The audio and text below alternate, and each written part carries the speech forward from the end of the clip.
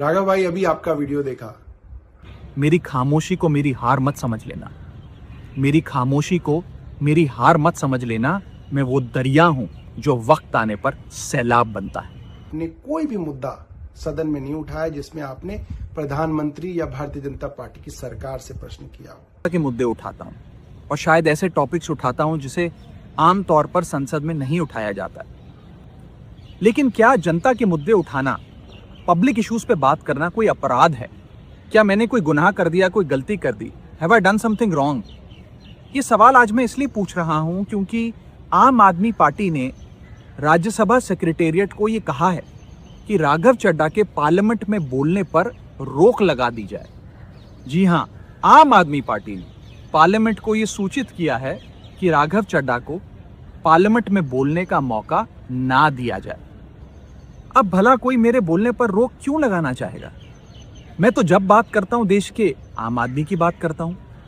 Airport पर मिल रहे महंगे खाने की बात रखी, जोमैटो ब्लिंकिट के डिलीवरी राइडर्स की प्रॉब्लम रखी, खाने में मिलावट का मुद्दा उठाया, टोल प्लाजा लूट से लेकर बैंक चार्जेस लूट की बात करी, यहां तक कि मिडिल क्लास पे टैक्स के बोझ से लेकर कंटेंट क्रिएटर्स पर स्ट्राइक क्यों करी जाती है, टेलीकॉम कंपनियां कैसे 12 महीने में 13 बार हमसे रिचार्ज कराती हैं, डेटा रोल ओवर नहीं देती हैं, रिचार्ज खत्म होने के बाद इनकमिंग रोक देती है, तमाम इश्यूज मैंने सदन में उठाए।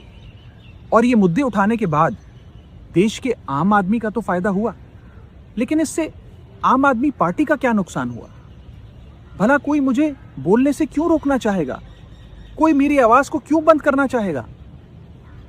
खैर, आप लोग मुझे अनलिमिटेड प्यार देते हैं। मैं जब जब आपके मुद्दे उठाता हूं, आप मुझे सपोर्ट करते हैं, मुझे शाबाशी देते हैं, मेरा हौसला बढ़ाते हैं। मैं आपको कहना चाहता हूं थैंक यू। ऐसे ही मेरा हाथ और मेरा साथ थामे रखिएगा, छोड़िएगा मत।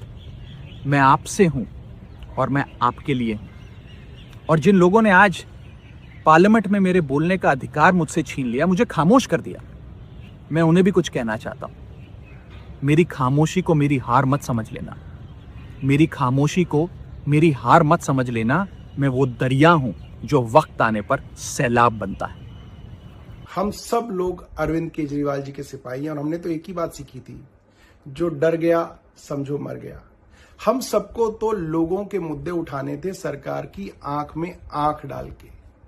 पिछले कुछ दिनों में हमने देखा, जो भी कोई सीरियस मुद्दे सरकार के खिलाफ उठाता है, सरकार से प्रश्न पूछता है, लोगों की बात करता है, सरकार डिक्टेटर की तरह उसको तमाम सोशल मीडिया पर बैन कर रही है। चाहे वो ट्विटर हो, चाहे वो फेसबुक हो, चाहे वो यूट्यूब हो, सब जगह बैन किया जा रहा है। FIR दर्ज कराई जा रही है, मुकदमे किए जा रहे हैं। सरकार को इससे कोई फर्क नहीं पड़ता कि कोई सॉफ्ट PR अपनी पार्लियामेंट में करे, क्योंकि पार्लियामेंट में एक छोटी सी पार्टी का बड़ा लिमिटेड टाइम होता है। उसमें अगर कोई समोसों की बात उठा रहा है तो उससे जरूरी है कि देश के बड़े मुद्दों की बात उठाएं। पूरे देश में हमने देखा, हर राज्य में चुनाव से पहले सही लोगों के वोट काटे जाते हैं और नकली और झूठे वोट बना के सरकार पूरी बेईमानी के साथ सिस्टम पे कब्जा करके चुनाव जीत रही है। वेस्ट बंगाल में भी यही हो रहा है। अभी सारे विपक्षी पार्टियों ने CEC को इम्पीच करने के लिए मोशन लाना चाहा, आपने उसको साइन करने से मना कर दिया। जब भी कोई मुद्दा हो जिसके ऊपर अपोजिशन वॉकआउट करती है, आप वॉकआउट नहीं करते हैं। पिछले कई अरसे से मैंने देखा, आपने कोई भी मुद्दा सदन में नहीं उठाया जिसमें आपने प्रधानमंत्री या भारतीय जनता पार्टी की सरकार से प्रश्न किया हो। ऐसे डर की राजनीति कैसे चलेगी? हम लोगों को पंजाब के मुद्दे उठाने, जहां से आप चुन के आते हैं, आप वो मुद्दे भी उठाने से घबराते हैं। अभी गुजरात में पार्टी के करीब 160 कार्यकर्ताओं को झूठे मुकदमों के अंदर उनके ऊपर FIR दर्ज की गई, कईयों को गिरफ्तार किया गया, आप उस पर भी चुप रहे। तमाम नेता हमारे जेल में थे। अरविंद केजरीवाल जी को बतौर चीफ मिनिस्टर सरकार ने एक झूठे मुकदमे में गिरफ्तार कर लिया। आप उस समय भी जो है देश में नहीं थे, आप कहीं जाके छिप गए।